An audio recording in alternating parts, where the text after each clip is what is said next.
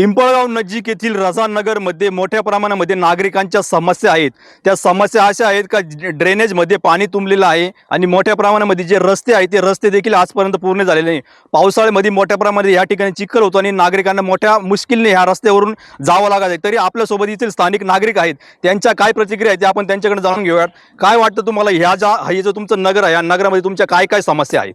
इकडं 10 ते 12 वर्षापासून रस्त्याचं काम काही झालं नाही आहे आणि इथं मातीचे रोड आहे, त्याच्यामुळे पाऊस आल्यानंतर ते सगळं चिखल जमून राहिलं आणि लहान मुलांना शाळेत किंवा कॉलेज जायला येण्या-जाणाऱ्यांना प्रॉब्लेम होत आहे।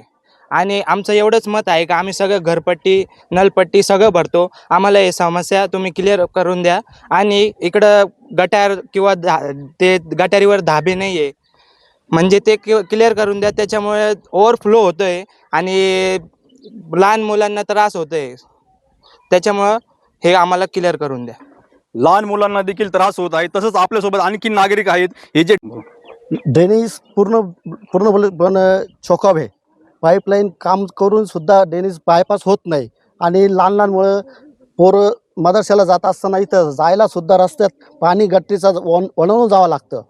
आणि पूर्ण इथं निधी आलेला आहे ग्रामपंचायतचा, वरून आलेला आहे निधी, रस्त्याचा, गटरीचा, लाईटचा काहीच काम झालेलं नाही। याची दखल गव्हर्नमेंटने घ्यावा।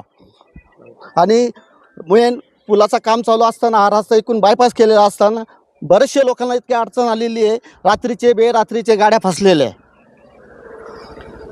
या नागरिकांच्या अनेक समस्या आहेतच। कॅमेरामन राजरत्नसह रवींद्र जाधव, LS मराठी, लासलगाव।